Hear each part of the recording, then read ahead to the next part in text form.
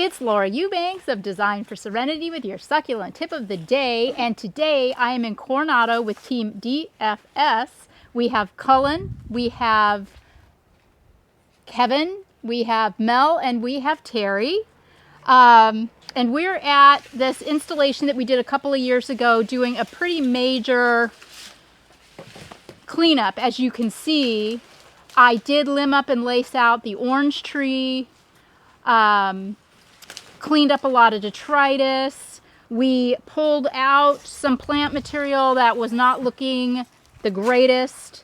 Other plant material we pulled out because it was overgrown, and we're resetting it as cuttings. But I wanted to take a minute to talk with you about what to do when your plants run amok. In the case of this Aloe Cameronii, now I know if I took a poll, half of you would say, oh my God, it looks great, don't touch it. And the other half of you would say, oh, I can relate.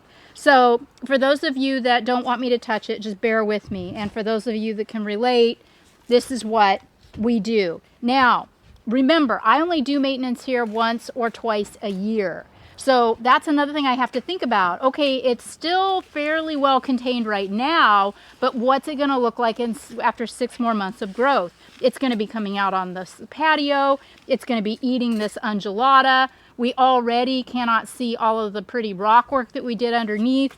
So I just feel strongly that now's the time to cut it up. Another beautiful thing about the Cameronii, the Aloe Cameronii, is when stressed, it turns a beautiful shade of blood red.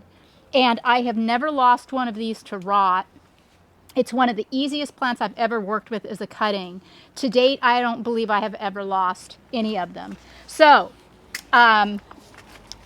before I start digging, I'm going to cut some of the heads off so I don't break them with the shovel. And you can just cut wherever you want. You know, there's no real magic formula here.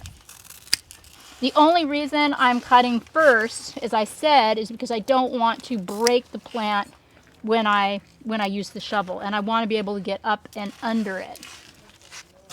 Oh my gosh, there's probably, I don't know, a dozen heads on this. I planted this as a single specimen just a couple of years ago. So clearly it's happy here. And this is a aloe that's just going to keep on giving all year round. Okay, let me see if I can get a shovel in there. Now remember, also we want to be careful not to disturb the irrigation. And this garden is on subterranean drip, so I have to be careful and feel for that irrigation tubing.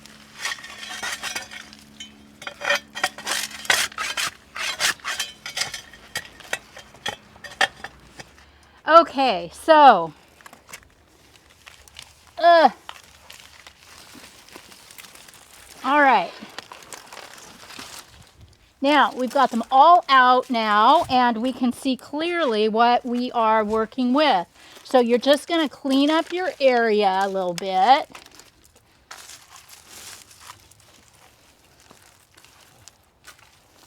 Want to get up. This is just a grooming thing, what I'm doing right now. Pulling up all these roots. Yeah, see, this is just going to get away from me. I'm really, really glad I did this.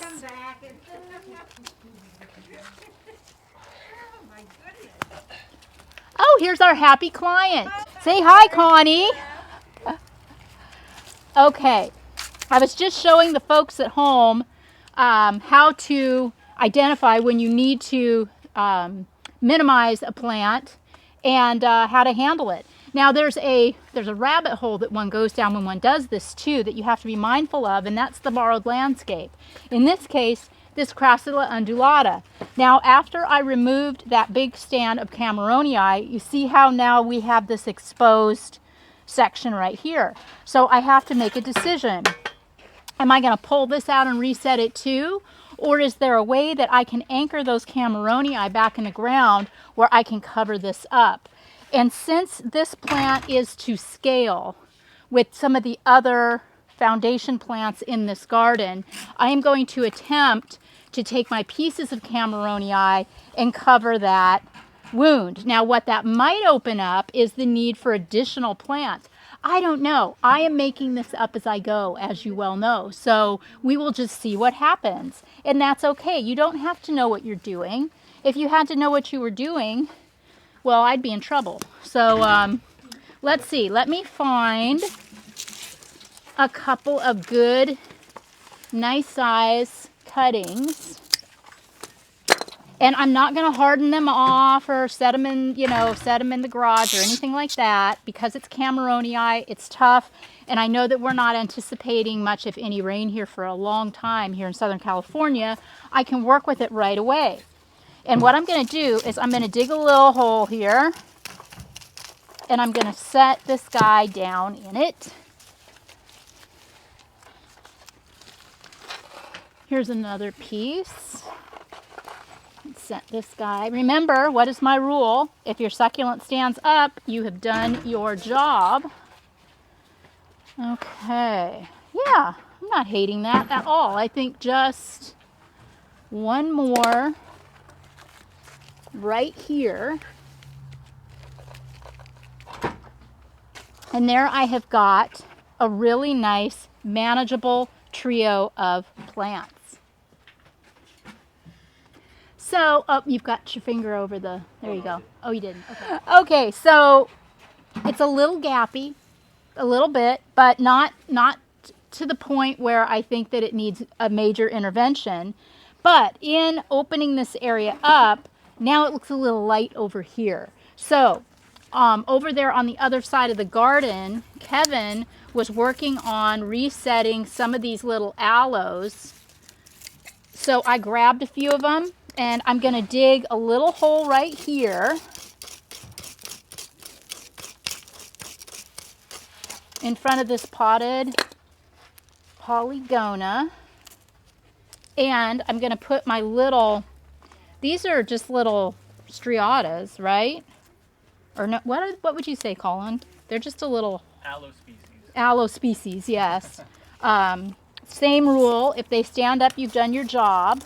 But this is something that I couldn't see that I needed to do until I got in here and did what I did. So don't think that you need to know exactly what you're doing before you get started. It's really fun to make it up as you go, because check this out. Look how cute this is. This is another aloe that I've had great success with. It's a tough little bird, so I don't need to do anything special with it. I can just stick it in the ground, push the dirt and the soil back around, and look at how cute that is now. Now what I've done is I've exposed the rock, I've opened up the ribbon, and this looks a lot more like it did when we did the installation of the garden just 2 years ago. This has been Laura Eubanks reporting from Coronado, California with Team DFS and your succulent tip of the day.